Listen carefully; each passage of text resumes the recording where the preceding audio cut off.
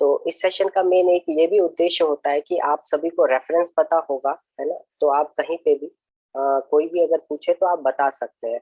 और हमारा फेथ भी बहुत स्टेबल होता है, क्योंकि कई बार ये होता है कि हमारा फेथ बहुत कमजोर होता है, लाइफ में कोई भी प्रॉब्लम आने से वो बहुत जल्दी डगमगा जाता है और फिर हम सब कुछ छोड़ छाड़ के चले जाते हैं। तो जब हम अपनी जड़ें मजबूत कर लेते हैं तो फिर हमें बहुत आसानी होती है। तो चलिए हम देखते हैं कि कौन कौन से स्क्रिप्चर्स में इसका वर्णन है। उससे पहले मैं आपको ये एक स्टोरी बताता हूँ कि चैतन्य महाप्रभु जी कैसे आए, है ना। तो एक बार क्या था कि आप सभी ने रामायण, आप माइक माइक ऑफ कर लीजिएगा। तो आप सभी ने रामायण तो देखा हुआ है। तो एक बार क्या हुआ, तो जब रामचंद्र जी को वनवास मिला तो रामचंद्र जी और सीता मैया वन में जा रहे थे, तो अचानक उन्होंने जंगल में एक बहुत बड़ा ढेर देखा। किसका? तो हड्डियों का ढेर था। तो जब रामचंद्र जी ने देखा कि बहुत एक पहाड़ जैसा, है ना, माउंट एवरेस्ट जैसा वहां पे हड्डियों का ढेर बना हुआ था, तो वहां पे जो मतंग ऋषि थे तो उनसे पूछा रामचंद्र जी ने, ये क्या है। तो जो वो ऋषि थे उन्होंने बताया भगवान को कि यहाँ पे राक्षस जो है वो बहुत उत्पात मचाते हैं, और ये जो है सारे, है ना, ऋषि और मानव जो जंगल में रहते हैं उनके सारी हड्डियां हैं। तो भगवान को बहुत क्रोध आया। तो भगवान ने फिर उस टाइम में अपना धनुष और बाण उठा लिया था। और आपको पता है कि रामायण में कितना भगवान ने, है ना, सभी का संहार किया अपने धनुष और बाण से। तो कहीं ना कहीं वो सीता मैया को वो अच्छा नहीं लगा। तो वो फिर राम जी को बोलते हैं कि मुझे ये चीज अच्छी नहीं लगी आपकी, है ना, तो आप ये मत करो। तो फिर भगवान कहते हैं ठीक है, मैं ये नहीं करता हूँ। तो फिर जो नेक्स्ट अवतार में आए तो वो आए कृष्ण स्वयं। तो अब आप देखेंगे तो भगवान कृष्ण ने कोई हथियार नहीं उठाया, बट बहुत सारे राक्षसों को मारा उन्होंने, है ना। तो फिर राधा रानी ने उनको बोला कि मैंने तो, हरे कृष्णा, हाँ, तो फिर राधा रानी ने उनको बोला कि अरे मैंने तो आपको बोला था, है ना, कि आपने मारना नहीं। तो बट कृष्ण बोलते हैं कि नहीं नहीं, आपने ये नहीं बोला था कि किसी को मारना नहीं है, आपने ये बोला था कि आपने शस्त्र नहीं उठाना है। देखो मैंने कोई शस्त्र नहीं उठाया, मैंने तो सभी को हाथ से ही मारा है। तो फिर ये जो चालाकी थी कृष्ण की, वो फिर राधा रानी ने पकड़ लिया, है ना। और फिर उन्होंने सोचा कि नहीं, अब ऐसे नहीं हो सकता है ना, मुझे ही स्वयं आना पड़ेगा इनके हृदय में, है ना, फिर जाके होगा। तो जो जब कलयुग में अवतरित हुए भगवान, तो वो भगवान जो राधा रानी का है वो मूड लेके आए, है ना। तो इसीलिए हम कहते हैं कि जो महाप्रभु है वो राधा रानी और कृष्ण स्वयं दोनों के अवतार है ना? एक श्लोक भी आता है, अभी मुझे याद नहीं आ रहा है, राधा कृष्ण ना अन्य, ऐसे करके एक बहुत अच्छा श्लोक भी है। तो ये घटना हुई थी जब महाप्रभु आए थे यहाँ पे। तो अब महाप्रभु के आने से पहले बहुत सारे शास्त्रों में इसका वर्णन हो चुका था। तो ये हम देखते हैं कि किन किन शास्त्रों में ये वर्णन हुआ है। तो यहाँ पे आप देखेंगे, है ना, बहुत अच्छा श्लोक है। कृष्ण, ये है श्रीमद् भागवतम का कैंटो 11 का 5.32। कृष्ण वर्णम तुषा कृष्णा संगोपद पार्षदम यज्ञेन संकीर्तन प्रेय यंति ही सुमेधसा। यहाँ पे अगर आप देखेंगे तो यहाँ पे जीव गोस्वामी है, जीव गोस्वामी है, वो एक्सप्लेन करते हैं, कर्म संबंध में भी ये एक्सप्लेन करते हैं कि जो लॉर्ड कृष्ण है वो गोल्डन कम्प्लेक्शन में अवतरित होंगे। कब होंगे? तो वो कलयुग में होंगे अवतरित।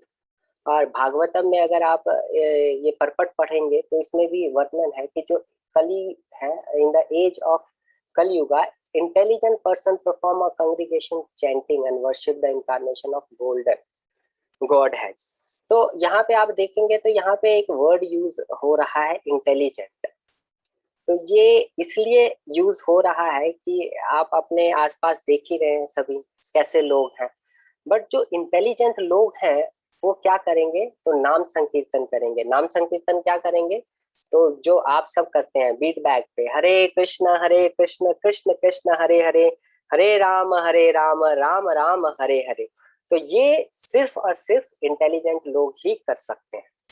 ठीक है, तो ये अगर आपसे कोई पूछे तो आप ये रेफरेंस दे सकते हैं, है ना। रेफरेंस है श्रीमद् भागवतम का 11:5:32 में, है ना। तो हम नेक्स्ट चलते हैं। तो ये भी श्रीमद् भागवतम से है। ये है हाँ, ये है 10th कैंटो में। यहाँ पे भगवान का ना बहुत इंटरेस्टिंग स्टोरी है। यहाँ पे भगवान का नामकरण हो रहा है। आप सभी ने कृष्णा सीरियल देखा होगा, है ना। तो गर्ग मुनि थे, गर्ग मुनि आए थे भगवान का नामकरण करने के लिए। किसी को स्टोरी पता है क्या गर्ग मुनि का, कैसे वो आए थे? कोई मुझे बताना चाहेगा थोड़ा सा?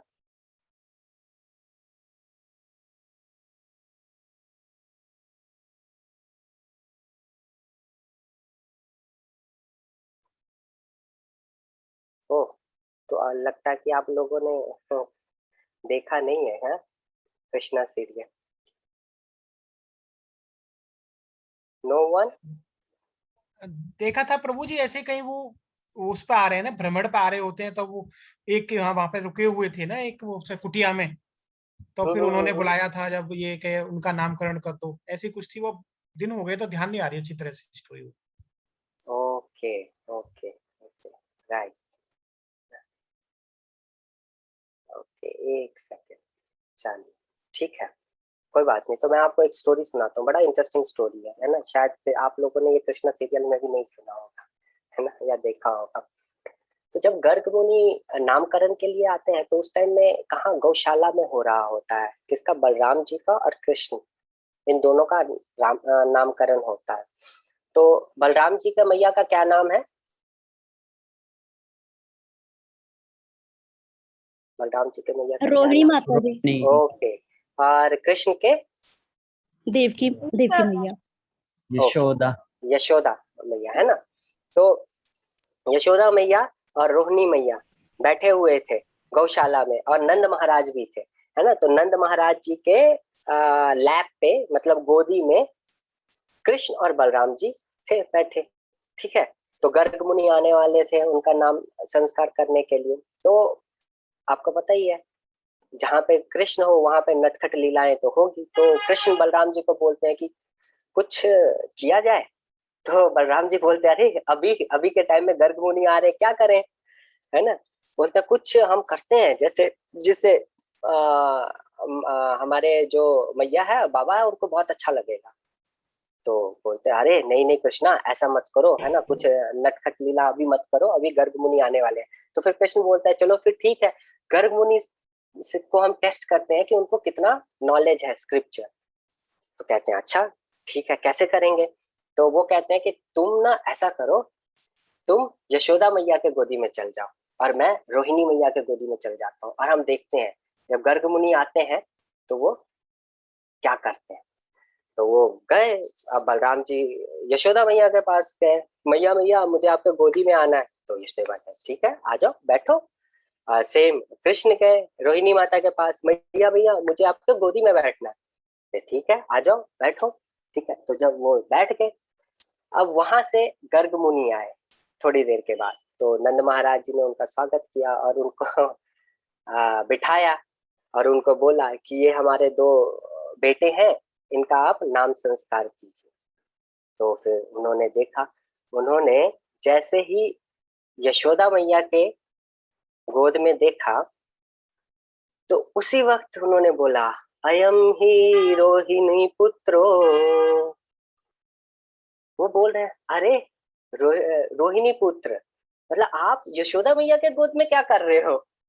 तो वहां पे बलराम जी कृष्ण ऐसे कृष्ण को देख रहे हैं, अरे तो आपने बोला था कि गर्ग मुनि का हम परीक्षा लेते हैं, अब देखो अब संभालो आप, है ना। तो यहाँ पे गर्ग मुनि पहचान गए तुरंत, और फिर वहां पे उन्होंने जो बलराम जी को है, बलराम जी को जो है रोहिणी पुत्र है, बलराम जी को बलराम जी का नाम दिया, है ना। बलराम जी का नाम क्यों पड़ा वो आपको पता होगा, है ना, क्योंकि वो बल के स्वामी है। और फिर उन्होंने जो कृष्ण है, कृष्ण को नाम दिया। जो हम सब अभी कृष्ण का नाम लेते हैं वो गर्ग मुनि द्वारा दिया गया है, मतलब बहुत अट्रैक्टिव। तो यहाँ पे गर्ग मुनि में, गर्ग मुनि ने, एक सेकंड,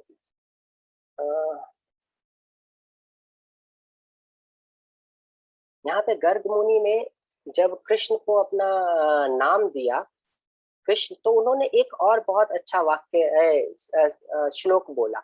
ये आपको श्रीमद् भागवतम में कैंटो 10 में 8.13 में मिलेगा। जब एक प्रभु जी मुझे पूछ रहे थे अभी कि शुक्ल का क्या मतलब होता है, तो ये इस श्लोक में आया है, शुक्ल रक्त तथा पीत इदानीं कृष्णतम गतः। तो यहाँ पे जो शुक्ल है उसका जो मतलब है वो है व्हाइट, और रक्त का मतलब है रेडिश कंप्लेक्शन, और पीत का मतलब है गोल्डन कंप्लेक्शन, और इदानीम कृष्णतम गता मतलब श्याम कंप्लेक्शन, ब्लैकिश कंप्लेक्शन। तो यहाँ पे मैं आपको कुछ दिखाने के लिए, हाँ यहाँ पे आपको मैं बताता हूँ, जैसे कि शुक्ल, आप कोई मुझे बताएंगे कि व्हाइट कंप्लेक्शन में कौन से भगवान का अवतरण हुआ है और किस युग में? किसी प्रभु जी को या माता जी को पता हो तो? जैसे भगवान अवतरण लेते हैं ना, त्रेता, द्वापर, कलयुग, सतयुग। तो व्हाइट कंप्लेक्शन में कब आए थे भगवान और कौन से भगवान आए थे?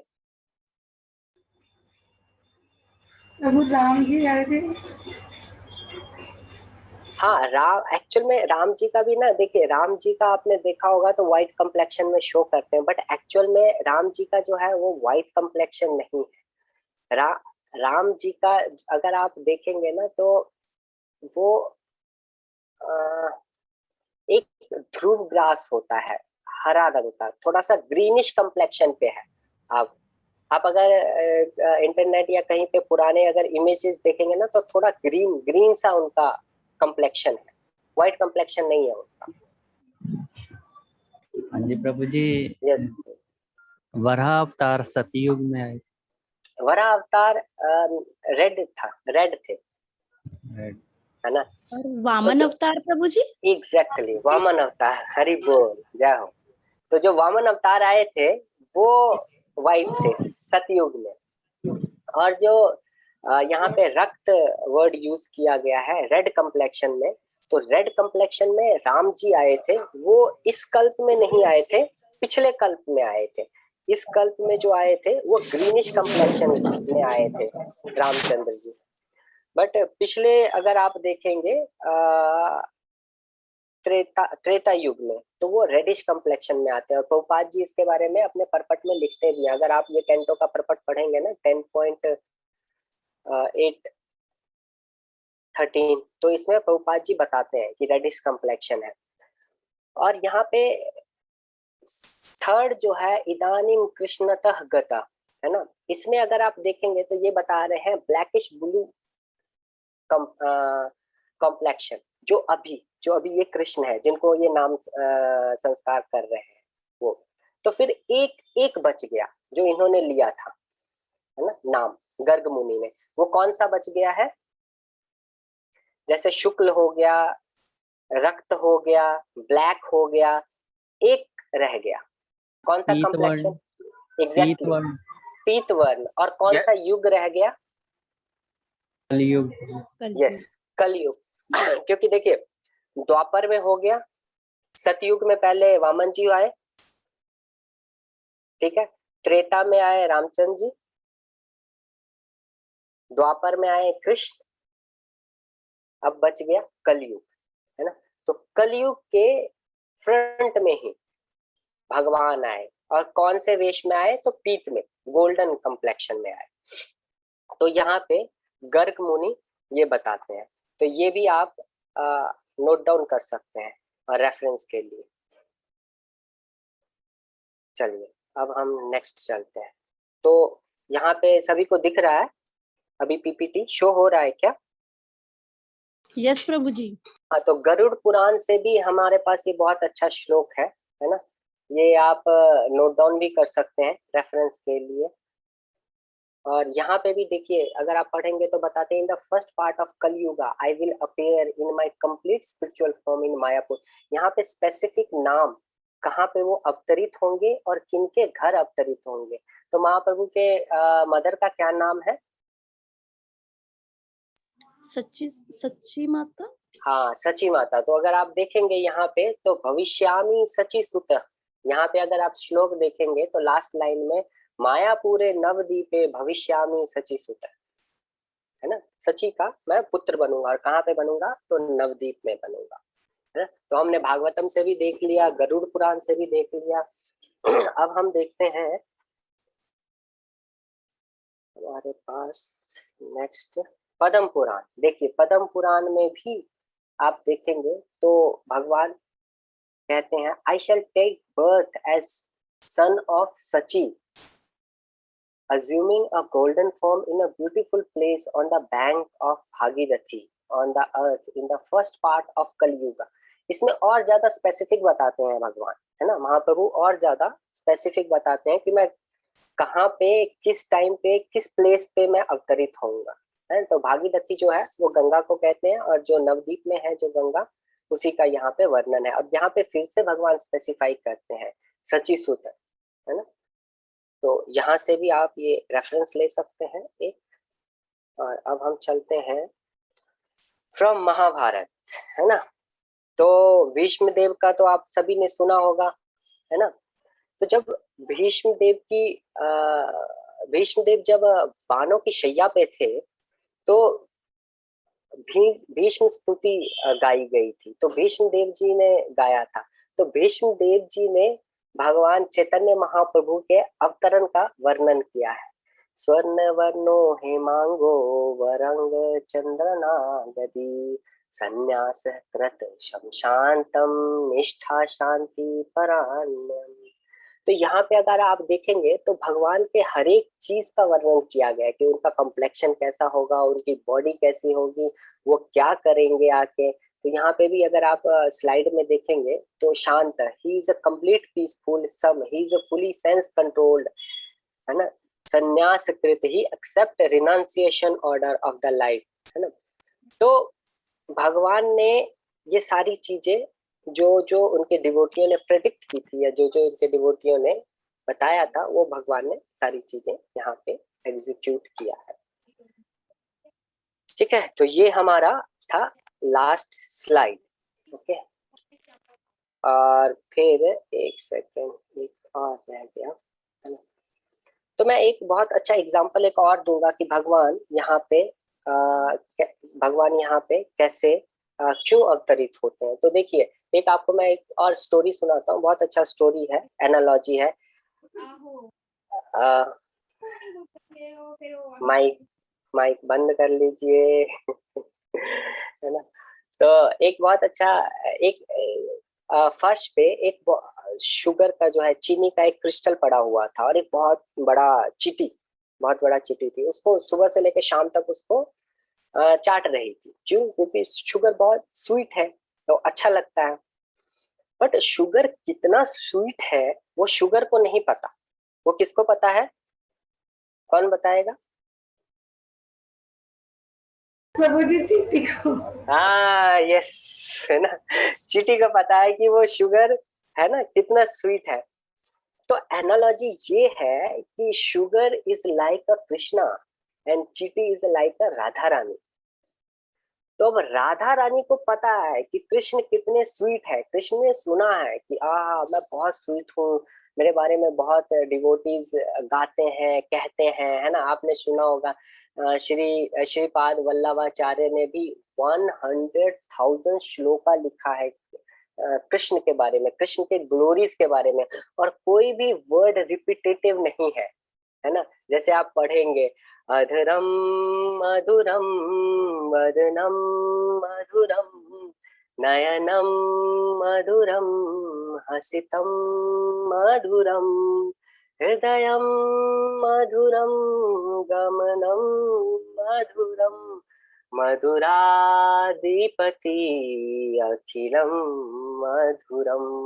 तो ये वाला जो ग्लोरी है वो अगर आप नेट पे ढूंढेंगे या फिर यूट्यूब पे ढूंढेंगे तो आपको मिल जाएगा, और बहुत सारे वर्सेस हैं, और किसी भी वर्स में आपने रिपीटेटिव नहीं सुना होगा कि फिर से उन्होंने बोल दिया हो, है ना, नयनम मधुरम फिर से बोल दिया हो उन्होंने, अधरम मधुरम।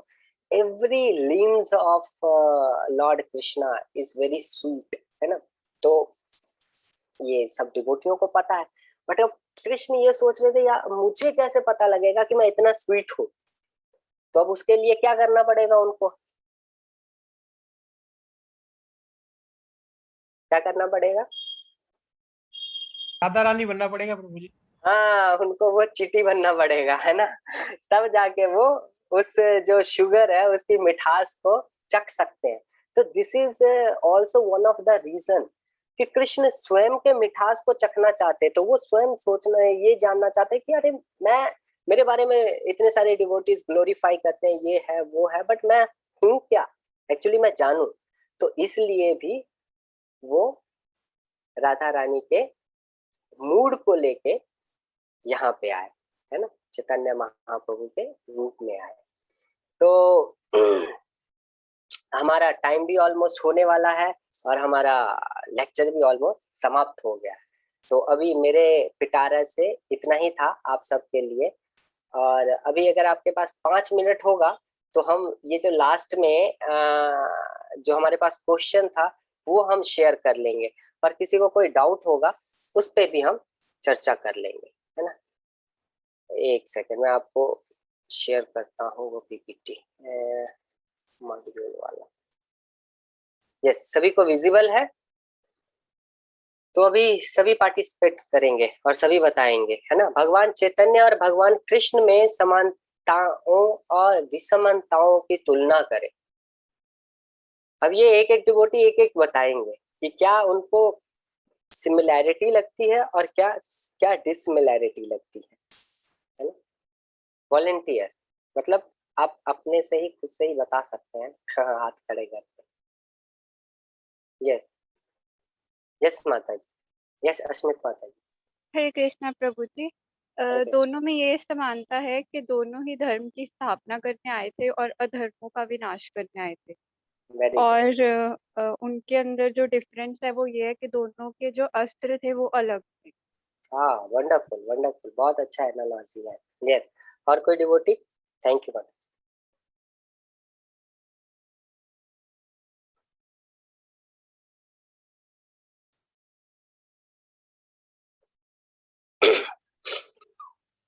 यस यस प्रभु, यस सोनू प्रभु। हाँ जी, जैसे माता जी ने बताया सही है वो इस बार, लेकिन उनका अस्त्र था जो वो हरि नाम संकीर्तन था। जैसे उन्होंने द्वापर में दुष्टों का अस्त्रों से संहार किया था और कलयुग में वो अभक्तों का नाश करने आए थे। अभक्ति, लोगों के हृदय में भक्ति का प्रचार करने आए थे। अभक्ति खत्म करने के लिए उन्होंने हरि नाम संकीर्तन का अस्त्र जो है इस्तेमाल किया। वेरी गुड, बहुत अच्छा बहुत अच्छा। हरे कृष्णा प्रभु जी। यस यस माता जी। कृष्ण भी जो थे वो भक्तों को बहुत मतलब प्यार करते थे, अपने गले लगाते थे। Same as T Chaitanya Mahaprabhu ji अपने भक्तों के बहुत क्लोज होते थे और वो सबको अपने पास रखा करते थे। और विषमताओं में कुछ रिमाइंड नहीं है मुझे अभी राइट नाउ। ओके ओके, बहुत अच्छा माता जी। हरे कृष्ण प्रभु जी, धन्यवाद प्रणाम। धन्यवाद मेरी आवाज? माता जी। हाँ हाँ आ रही है माता जी। मैं चैतन्य महाप्रभु जी पतित आत्माओं का उद्धार करने आए। जैसे कोई मतलब नहीं है। हम जैसे हमको प्रभुपाद से, अब हम कौन है, इतना गंदे इतना पापियों को अपना रहे, मतलब कोई मतलब नहीं है उनका, क्योंकि सिर्फ आत्मा का उद्धार करना चाहते।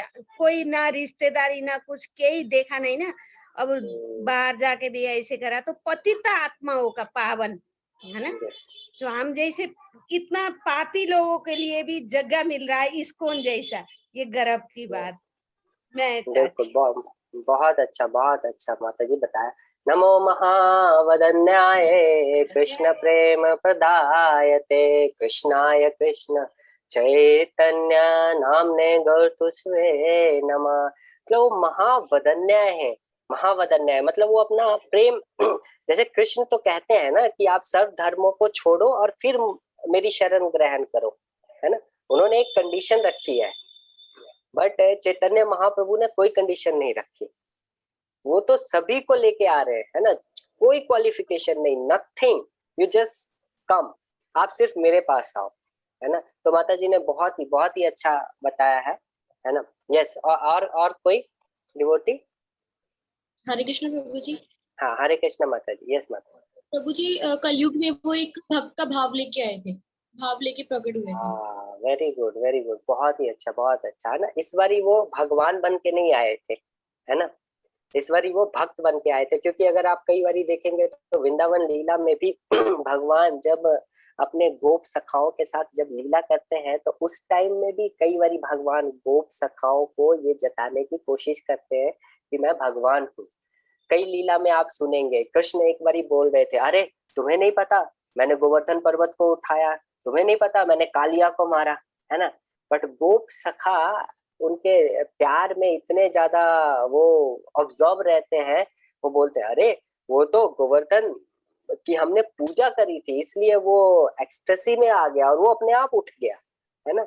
तो भगवान कई बारी ये जताने की कोशिश करते हैं, बट यहाँ पे माता जी ने बहुत अच्छा बताया कि वो एक डिवोटी का मूड लेके आए थे। और कभी इसीलिए इनको हम क्या बोलते हैं, छंद अवतार।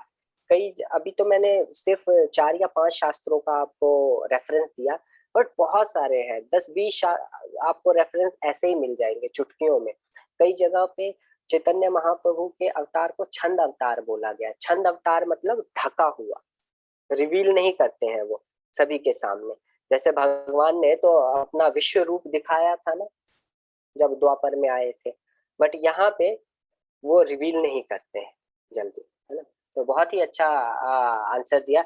और डिवोटियों से मैं जानना चाहूंगा जिन्होंने अभी तक कुछ बोला नहीं है, तो मैं ये चाहूंगा कि कुछ भी उनको समझ आया तो वो बोल सकते हैं, है ना। क्योंकि हम समझे बात करेंगे तो फिर हमें पता लगेगा कि, है ना, कितना हम और अच्छे से हम ये कोर्स को आगे हम सिंप्लीफाई कर सकते हैं। Yes, anyone? हरे कृष्णा प्रभु जी। हरे कृष्णा वेद प्रभु जी। प्रभु जी, कृष्ण अवतार में तो कृष्ण भगवान ने खाली कुछ लोगों का उद्धार किया, परंतु चैतन्य अवतार में सारे जगत का तार दिया। इसलिए चैतन्य अवतार में हमारे से पतित आत्माओं को तार दिया उन्होंने। बहुत अच्छा, है ना। तो यहाँ पे कहते भी हैं महाप्रभु, जारे देखो तारे कहो कृष्ण उपदेश, है ना। तो जहां भी आप देखो कृष्ण का उपदेश कहो। तो इसी तरह प्रभुपाद जी गए, है ना, मलेच्छों को भी उद्धार किया। और अभी अगर आप देखेंगे तो पूरे विश्व में, है ना, चैतन्य महाप्रभु की जो है पूजा आराधना हो रही है। तो चलिए हम फटाफट, अभी हमारे पास बस थोड़ा सा 2 मिनट रह गया है, तो हम फटाफट ये कुछ क्वेश्चंस हम कर लेते हैं। तो कोई भी व्यक्ति भगवान चैतन्य की पूजा घर पर कैसे कर सकता है? इस पूजा की प्रतिक्रिया करने के लिए क्यों अच्छी समझ की जरूरत है? इसका कौन आंसर देना चाहेगा? हमने पढ़ा है, जब हम स्टार्टिंग में पढ़ रहे थे तो ये चीज लिखी हुई थी। यस माता जी। प्रभु जी, इनकी बहुत इजी है। बस हम एक वो लेनी है, कोई पिक्चर जिसमें भगवान अपने पार्षदों के साथ हो और वो घर पे हम रखकर उनकी पूजा कर सकते हैं। पर इसको करने के लिए भी बुद्धि की जरूरत है, क्योंकि हर कोई इसे नहीं करता। एग्जैक्टली, बहुत अच्छा आंसर दिया माता जी ने। हमेशा आप एक चीज याद रखिएगा, आप जो अभी ये सभी डिवोटी लेक्चर जो अटेंड कर रहे हैं ना, you are very special and you are very intelligent, है ना। ये सिर्फ मैं नहीं कह रहा हूँ, आपको भी ये चीज मानना होगा और आपको ये प्राउड करना होगा। ये चाहे आप मार्केट में जाते हैं, पढ़ते हैं, काम करते हैं, कुछ भी करते हैं, you should you feel proud कि आप इन लोगों से जो आप देखते हो बाहर को, उनसे बहुत ज्यादा इंटेलिजेंट हो और बहुत ज्यादा फॉर्चुनेट हो। ये चीज जब आप हमेशा याद रखेंगे ना, तब आप भक्ति और उत्साह से कर पाएंगे, है ना। बहुत अच्छा। चलिए अब नेक्स्ट सेकंड क्वेश्चन पे जाते हैं। भगवान चैतन्य सारे अवतारों में से सबसे अच्छे क्यों है? इसका कौन आंसर? यस माता जी, मीना शर्मा। हरे कृष्णा प्रभु जी। हरे कृष्ण। बोलो प्रभु जी। हाँ बताइए माता जी, मीना शर्मा। कीर्तन ने सारे अवतारों में से सबसे अच्छे इसलिए हैं कि उन्होंने श्रीमती राधा रानी और कृष्ण अवतार दोनों में आए हैं। तो जैसे भगवान श्री कृष्ण सुना है मैंने, वो हमारे पिता के समान है, और जो राधा रानी है वो माँ है, तो माँ में बहुत दया होती है। माँ बहुत आसानी से वो दया दे देती हैं, तो कर दिया जाता है अगर हम कोई भी भक्ति करते वक्त अपराध करें। और उन्होंने वो जहाँ जाते थे वहाँ पे कृष्ण नाम का प्रचार और वो दया हमें मिलती थी, तो इसलिए ये अवतार सबसे अच्छा लगता है मुझे। बहुत अच्छा माता जी ने बताया है ना, कि भगवान जब आए थे तो वो राधा रानी का मूड लेके आए थे। तो मैं आपको एक लाइफ का प्रैक्टिकल एप्लीकेशन बताता हूँ, कैसे आप इसको समझ सकते हो। तो आप यहाँ पे बहुत सारे वरिष्ठ माता जी सब भी होंगे, है ना, और उन सबको पता होगा कि जैसे कोई बच्चा होता है, जब छोटा होता है ना, तो वो पॉटी कर देता है या कुछ कर देता है ना, तो पिता क्या बोलते हैं कि अरे लो इसको साफ करो, है ना। बट माता कभी भी हिचकिचाती नहीं है। माता क्या करती है, छोटा बच्चा होती है, उसको अच्छे से साफ सुथरा सारा कुछ करके, है ना, अच्छे से तैयार करके, अच्छा कपड़ा पहना के, है ना, पाउडर वगैरह लगा के, सब कुछ लगा कर फिर वो पिता को ऐसे देते ये, और फिर पिता खुशी खुशी हाँ, है ना, अब अच्छा है। तो माता के जो हृदय में जो करुणा है और दया है, उसका पार कोई नहीं लगा सकता। और वही जो मूड है वो भगवान लेके आए थे, इसलिए इस अवतार को सबसे अच्छा अवतार माना जाता है। तो बहुत अच्छा बताया माता जी ने, थैंक यू सो मच। तो हम अपने लास्ट क्वेश्चन की तरफ बढ़ेंगे। ये है, वास्तव में संकीर्तन क्या है, यह हमें क्या देता है? इसका आंसर कौन करेगा? ये थोड़ा सा ट्रिकी क्वेश्चन है। भगवत प्रेम प्रदान करती है हमें संकीर्तन। हाँ, वास्तव में संकीर्तन क्या है? प्रभु जी मैं कोशिश करूँ बताने की। एक सेकंड माता जी, अभी तक जिन्होंने नहीं बोला ना वो बता सकते हैं ना, काफी। हाँ ये यस। वास्तव में संकीर्तन वो है प्रभु जी जो हम सब एक साथ मिल करके भगवान की कीर्ति का यश का वर्णन करते हैं, कीर्ति का गान करते हैं, वही संकीर्तन है। हाँ, अगर आपने अच्छे से स्क्रीन को देखा होगा तो स्क्रीन पे ये लिखा भी हुआ है, थोड़ा ऊपर देखिए तो ये दिख भी रहा है ना, कीर्तन का क्या अर्थ है। यस यस, बहुत अच्छा है ना। और इससे हमें क्या लाभ प्राप्त होता है? इससे तो हमें बहुत कुछ प्राप्त होता है। अब एक लाभ तो है नहीं जिसे हम कहें, वैसे भी भगवान की कृपा आशीर्वाद सब कुछ इसी से ही मिलता है, और पापों का नाश भी इसी से ही होता है, और कलयुग में यही सब कुछ है। एक जो बहुत बड़ी चीज प्राप्त होती है अल्टीमेट, वो क्या है? वो कोई गेस करना चाहिए। हैप्पीनेस। ओके, ये सब जो है ना, ये बाय प्रोडक्ट है। मेन चीज क्या प्राप्त होती है? जिन्होंने अभी तक नहीं बोला है, अगर वो बोलेंगे तो बहुत अच्छा। गेस करिए। भक्तों का संग वैसे प्रभु जी। हाँ अच्छा, भक्तों का संग, कृष्ण प्रेम प्रभु जी। हाँ, कृष्ण प्रेम, है ना। तो इससे हमें क्या प्राप्त होगा? कृष्ण प्रेम। बाकी चीजें जो है वो बाय प्रोडक्ट है, क्योंकि अल्टीमेट जो चीज हम कर रहे हैं वो किसके लिए कर रहे हैं? कृष्ण के प्रेम की प्राप्ति के लिए, है ना। बाकी हैप्पीनेस हो गया, ये सारी चीजें हो गई है ना, ये सब उसका बाय प्रोडक्ट है। जब हम संकीर्तन करेंगे तो वो होगा, है ना। तो जब हम साथ मिलके कीर्तन करते हैं तो उसको हम संकीर्तन बोलते हैं, और जब हम बीट बैग पे स्वयं कीर्तन करते, जपा करते हैं, तो उसको हम जपा बोलते हैं। ठीक है, तो आज का ये लेक्चर था, है ना, श्री चैतन्य महाप्रभु पे। तो ऑफिशियली ये लेक्चर अभी खत्म है। आपके अगर कुछ प्रश्न होंगे या सुझाव होंगे तो वो आप बता सकते हैं। कोई प्रश्न है तो पूछ सकते हैं। हरे कृष्ण प्रभु जी। यस, हरे कृष्ण माता जी। यस प्रभु जी, मेरा एक क्वेश्चन है। जैसे आपने बताया था ना कि श्री कृष्ण जी का जो अवतार लिए थे, तो राधा रानी जी ने का मतलब जैसे कहा था, तो उन्होंने फिर सिर्फ बांसुरी से ही और अपने हाथों से जस्ट उन्हें सबका सबको मार देते थे। तो मैंने सीरियल में देखा है, वैसे मुझे अभी कुछ शास्त्र में तो नहीं पता कहाँ लिखा है, कई सीरियल में देखा वो गदा से भी, धनुष से भी और सुदर्शन चक्र से तो वैसे भी वो शिशुपाल जी वगैरह को मार चुके हैं, तो वो उसमें भी तो शस्त्र यूज कर रहे हैं प्रभु जी। हाँ, बट जब आप देखेंगे जब राधा रानी उनके साथ थे, तो राधा रानी कहाँ पे थे उनके साथ? वृंदावन में। हाँ, तो वृंदावन की अगर आप लीलाएं देखेंगे तो वृंदावन में कभी भी भगवान ने कोई अस्त्र या शस्त्र नहीं उठाया, है ना? आप हाँ, आप लिटिल कृष्णा देखिएगा, वहां पे आपको सारे एपिसोड मिलेंगे, है ना? उसमें भगवान ने कभी भी कोई शस्त्र नहीं उठाया, सभी को हाथों से ही मारा। तो वो उसकी बात हो रही। ठीक है प्रभु जी। है ना? हाँ, हरे कृष्णा। और किसी डिवोटी का कोई प्रश्न हो? प्रभु जी। यस, हरे कृष्णा। यस माता जी, वर्ड आया था ना सार्वधिक वदन्याय, इसका क्या मीनिंग होता है? हाँ, आपने क्या बोला माता जी? सार्वधिक वदन्याय एक वर्ड आया था ना जब हम पीडीएफ रीड हाँ कर रहे हाँ हाँ हाँ सर, वदन्याय कृष्ण प्रेम प्रदाय थे। हाँ, मतलब बहुत मर्सीफुल, वेरी मर्सीफुल। मतलब वो योग्यता नहीं देखते हैं, वो ये नहीं पूछते हैं कि what is your qualification, what is your eligibility. देखिए भौतिक संसार में भी अगर आप कुछ करते हैं तो you have a pre qualification something, है ना? If you want to give banking exam you should be graduate, if you go for IAS you should be graduate. Minimum criteria होता है हर एक चीज का। तो जब भगवान भी आए थे तो भगवान ने भी क्राइटेरिया दिया था कि आप सभी चीजों को छोड़ के मेरे पास आओ, है ना? सर्व धर्मान परित्यज्य, तब मैं स्वीकार करूंगा। बट नमो महावदन्याय, है ना? भगवान ने, चैतन्य महाप्रभु ने ऐसा कोई कंडीशन नहीं रखा। नमो महावदन्याय कृष्ण प्रेम प्रदाय थे।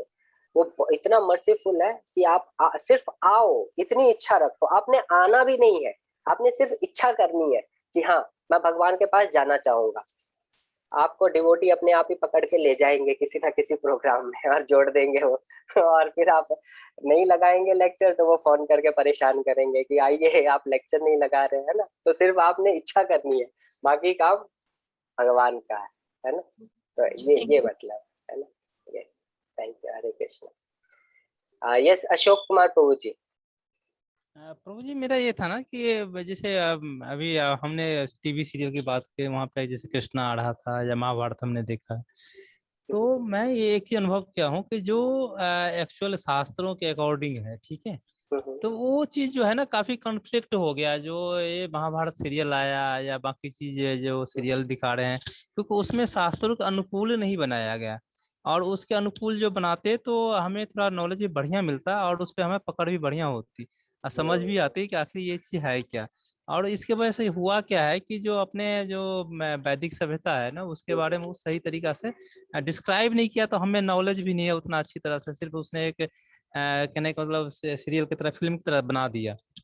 उसका जो मूल रूप है, जी हाँ, जो चीज हमें अडॉप्ट करनी चाहिए, क्या क्यों करना चाहिए, तो उस चीज के बारे में वहाँ पे कुछ नॉलेज नहीं है। नथिंग, टाइम वेस्टिंग ही है हमारे हिसाब से। बिल्कुल बिल्कुल प्रभु जी, आप एकदम सही कह रहे हैं। और देखिए इसीलिए तो हम इतना प्रयास कर रहे हैं। अगर आप देखेंगे तो इस्कॉन में इतने सारे प्रीचर्स आ रहे हैं, आप सबको भी प्रीचर बनना है इन फ्यूचर में, प्रचार करना है भगवान का, इसीलिए। और डेफिनेटली इस्कॉन इस चीज पे कुछ कर रही है, इन फ्यूचर आपको देखने को मिलेगा, है ना? कई सारी चीजें आएंगी, शास्त्रों के अकॉर्डिंग आएगी।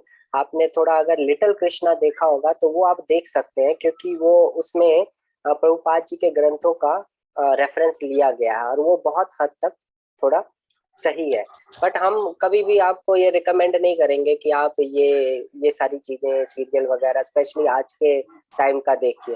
हाँ, अगर आप पुराने वाले हैं वो थोड़ा बहुत अगर आप देख सकते हैं तो सही है, अदरवाइज नए वाले में तो प्रभु जी उसको आप छोड़ ही दीजिए। एक्चुअल में प्रभु जी देखिए ये सब सारी स्ट्रेटेजी है हमारे वैदिक कल्चर को डाउन करने के लिए, अपलिफ्ट करने के लिए नहीं है, ये सब डाउनग्रेड करने के लिए है। और इतने सारे क्वेश्चन उठाए जाते हैं इस पे, और उसका फिर जब आंसर नहीं मिलता है तो हम जैसे जो यूथ होते हैं वो भटक जाते हैं, वो बोलते हैं कि अरे नहीं हिंदू सभ्यता तो ये है वो है ना?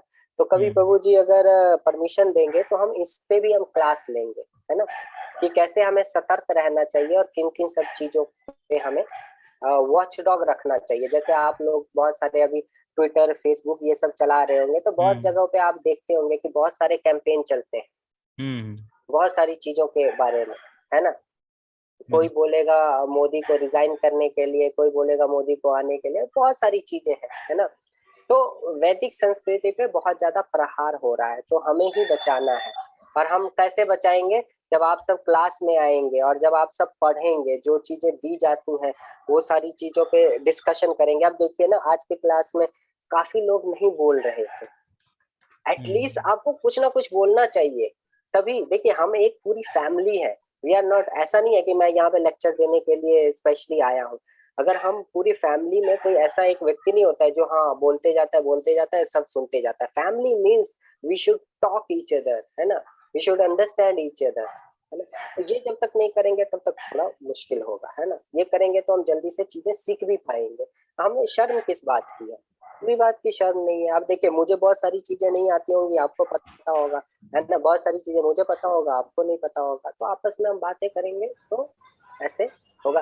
क्लास में पार्टिसिपेशन अच्छे से करेंगे ना प्रभु जी, तो मैं आपको गारंटी देता हूँ within 6 month we all have a well qualified to answer any question from anywhere, है ना।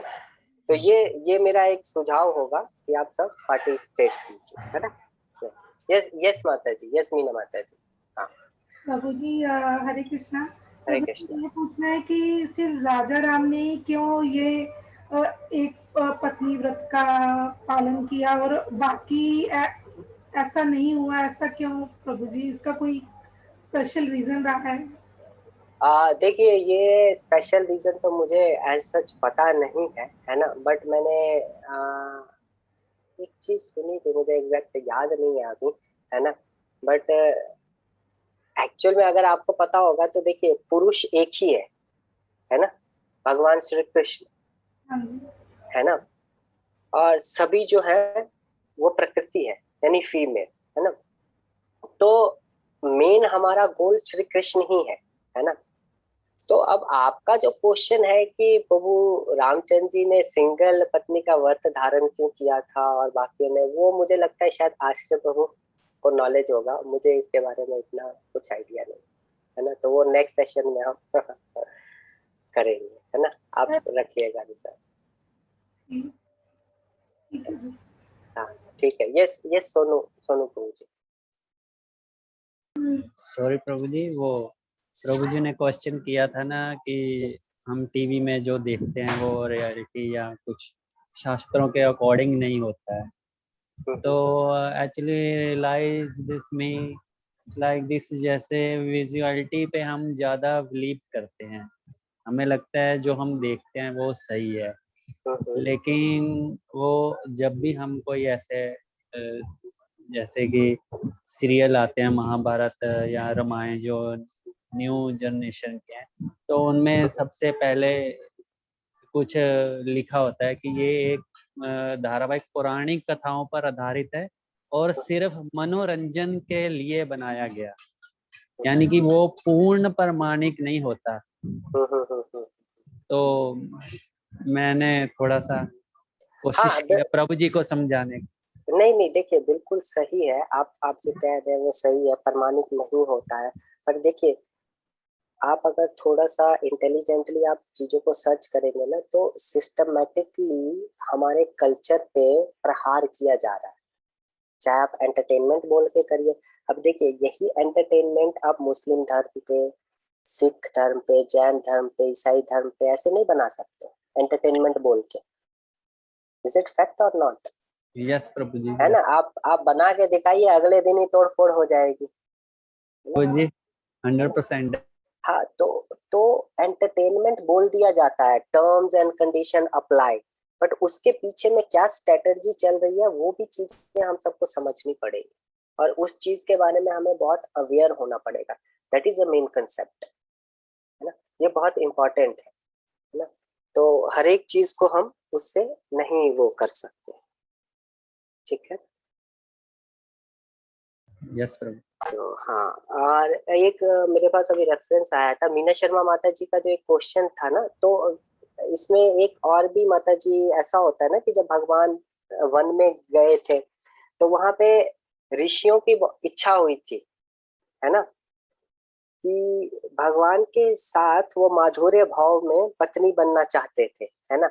बट वहां पे फिर भगवान ने एक पत्नी का व्रत पहले ही धारण कर लिया था। जब शादी हुई थी तो सीता माता जी को उन्होंने वचन दिया हुआ था कि मैं इस अवतार में एक पत्नी व्रत ही धारण करूंगा। तो जब वो जंगल में गए और ऋषियों ने ऐसा ये अपना प्रस्तावना रखा तो उन्होंने रामचंद्र जी ने ये चीज बताई कि मैंने इस अवतार में एक पत्नी का ही व्रत धारण किया हुआ है। तो जब नेक्स्ट अवतार में मैं आऊंगा कृष्ण के रूप में तो फिर मैं एक्सेप्ट करूंगा। तो आप देखेंगे तो जितने गोपीज हैं वो सभी वो ऋषि थे पहले। तो वन ऑफ द आंसर ये हो सकता है ना माता जी। प्रभु जी ये थोड़ा सा तो पता था, इतना नहीं पता होगा। पर वो अर्जुन भी थे और दशरथ भी थे, बहुत सारे जने थे, बहुत सारी शादियां थी। तो वो एक स्पेसिफिक रीजन में सोचते हैं ऐसा क्या कारण रहा होगा। हाँ, एज सच कोई स्पेसिफिक रीजन तो मैंने भी नहीं सुना है ना पढ़ा है, बट मे भी शायद आप प्रभु जी से नेक्स्ट टाइम पूछिएगा, मे भी शायद उनको पता होगा, है ना। ठीक है, तो कोई और डिवोटी, कोई और संशय या कुछ? तो मुझे लगता है कि अभी सभी डिवोटी का हो गया है ना, संशय और सारी चीजें खत्म। तो फिर हम अब एंड करते हैं, है ना। और चैतन्य महाप्रभु की बाल लीलाएं किसी ने देखी है? यस प्रभु जी। ओके, बाल लीलाओं के बारे में पता है? यस प्रभु जी, थोड़ा बहुत। ओके, तो पूरा जानने के लिए ना मैं आपको एक लिंक भेज रहा हूँ चैट बॉक्स में। देयर इज अ चैट, आप सभी इस पे क्लिक कर लीजिए और फिर ये देख लीजिएगा, ठीक है